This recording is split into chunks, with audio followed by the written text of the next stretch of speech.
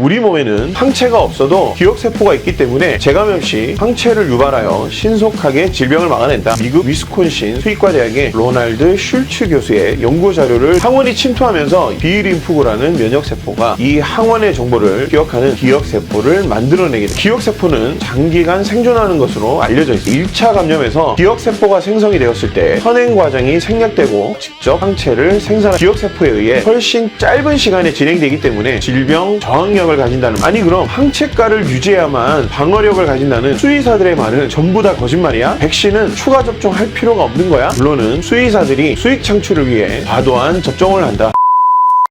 안녕하세요. 수의사 김원장입니다. 동물병원에서 얘기해주지 않는 동물병원 리얼스토리 지금 시작합니다.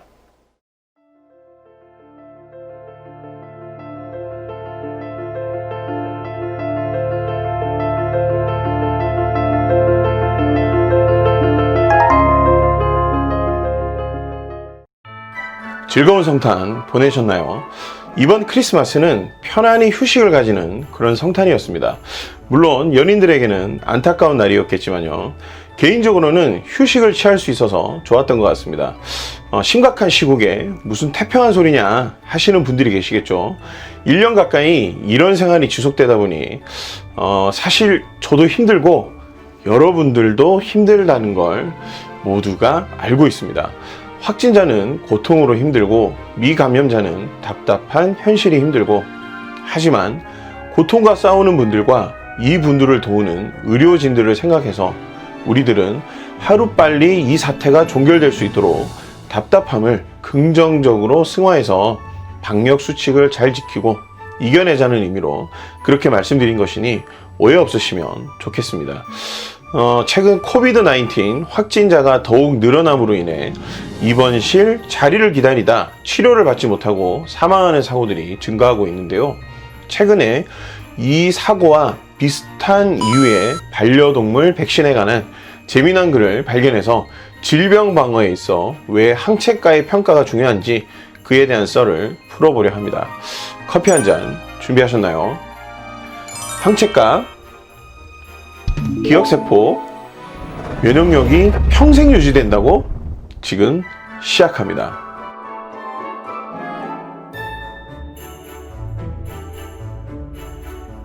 최근에 한 반려동물 커뮤니티에서 백신을 접종하는 것에 대해 재미난 글이 올라왔는데요.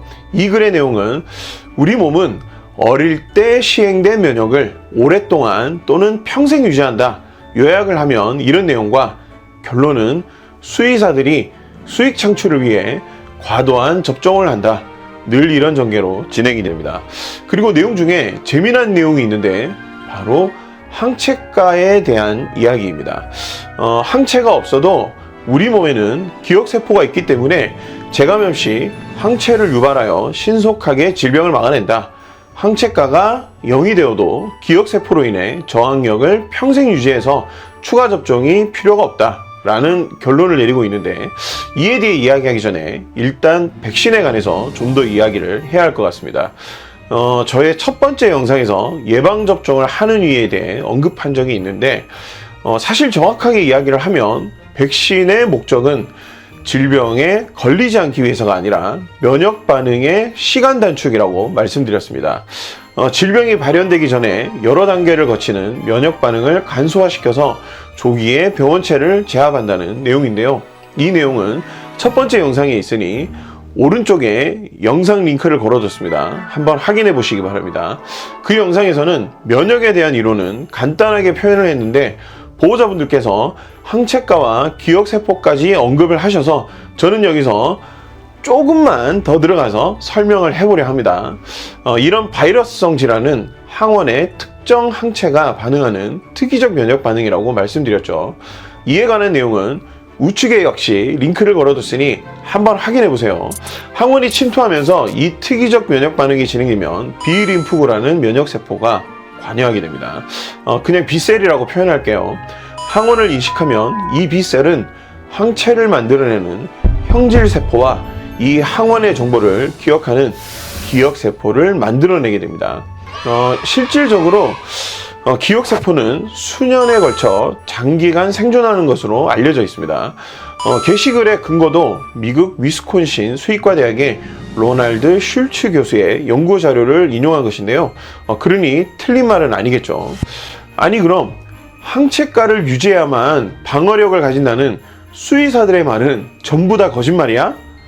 백신은 정말 추가 접종할 필요가 없는 거야? 이런 오해가 여기에서 나올 수 있습니다. 병원체의 앞선 1차 감염에서 기억세포가 생성이 되었을 때 2차 감염 이후부터는 선행 과정이 생략되고 기억세포가 직접 형질세포를 만들어내고 항체를 생산하게 됩니다. 정보가 전혀 없는 상태에서 면역 반응을 일으켜 항체를 생산하는 것보다 기억세포에 의해 항체를 생산하는 것은 훨씬 짧은 시간에 진행되기 때문에 기억세포만으로도 질병 저항력을 가진다는 말은 면역학적인 측면에서는 분명히 맞는 표현입니다. 하지만 이 표현은 임상적으로는 무조건 맞는 표현은 아니에요. 기억세포가 있는 경우 분명 시간이 단축은 되지만 한두 시간 이내에 항체를 뚝딱 만들어내는 것이 아니기 때문입니다. 왼쪽 그래프를 한번 보시면 보통은 1차 감염에서 항체가가 최고조에 이르면서 최고의 저항력을 보여주기까지는 약 2주 정도의 시간이 소요되고 항체가 소멸되고 기억세포가 남아있을 때 재감염이 진행되며 최고의 저항력을 보이기까지 보통은 일주일 정도의 시간이 소요가 됩니다. 결국 이 말은 기억세포에 저장된 데이터를 로딩하고 형질세포라는 항체를 생산하는 공장을 만들고 항체를 충분히 생산하기까지 일주일 정도의 시간이 소요된다는 의미입니다. 하지만 안타까운 건 우리가 예방하는 코어 백신에 포함된 질병들은 그 시간을 기다려주지 않는다는 것이죠. 대부분 하루 이틀 만에 생사가 결정이 되는 촌각을 다투는 질병들이고 기억세포로부터 데이터 로딩 중에 그냥 사망하게 된다는 겁니다. 현재 코비드-19에서 병실이 없어 대중치료를 못 받는 환자들에서 사망이 발생하는 이유가 바로 항체를 생성하기까지 우리 몸이 버티지 못하기 때문입니다. 그래서 임상적으로는 병원체에 바로 대응하는 항체가 유지되는 컨디션이 질병의 효율적인 방어력을 유지하는 것이라고 표현할 수 있습니다. 그리고 항체가는 우리가 검사를 통해서 충분히 검증이 가능하지만 기억세포는 확인이 불가능하기 때문에 질병을 치료하는 입장에서는 사실 기억세포만으로는 효율적인 예방의 효과를 기대하기가 어렵게 됩니다. 제가 보여드린 면역에 관한 모식도와 그래프는 고등학교 생물 교과 과정에 있는 내용이고 수능에 단골로 등장하는 자료이기도 합니다. 수능에 나올 정도면 그 내용의 정확도는 충분히 검증되었다고 봐도 되겠죠. 많은 이들이 의학적 지식을 일상에 적용하는 임상적 영역과 혼돈하는 경우가 흔히 있습니다. 임상은 본인 편의대로 행하는 것이 아니고 주어진 상황을 정확하게 분석하고 그에 맞는 이론을 과학적으로 적용해야 하는 것입니다. 학문을 연구하는 학자들이 있음에도 이론을 적용하는 임상가들을 따로 교육하고 양성하는 이유가 바로 그것입니다. 임상적 지식이 없는 일반 보호자들은 충분히 오해할 수 있는 내용이에요. 그러면 전문가를 통해 사실을 확인해야 되는데 일부는 그러지 않고 본인 편의대로 해석하고 이론을 앞세우면서 마치 본인의 임상적 판단이 사실인 것처럼 잘못된 내용을 퍼뜨리기도 하죠. 이런 글들은 임상 전문가들에 대해 오해를 유발하게 되고요. 이런 설명을 듣기 위해서 비용을 지불해야 하는 수의사들보다 오해를 유발하는 사람들은 늘 보호자와 더 가까운 쪽에 있다는 현실로 인해 그로 인해 발생하는 피해는 온전히 반려동물과 보호자가 감수해야 하는 것이 너무나도 안타깝습니다. 수의사 김원장 채널은 진료 시간에 하나하나 풀어갈 수 없는 오해에 대해 앞으로도 지속적으로 풀어나가도록 하겠습니다. 질병은 치료보다 예방이 우선입니다. 이 문구 늘 기억하시고요. 오늘 영상이 도움이 되셨다면 구독, 좋아요, 알림 설정까지 꼭 부탁드립니다. 여러분들의 의견을 기다리고 있습니다. 댓글도 많이 부탁드리겠습니다.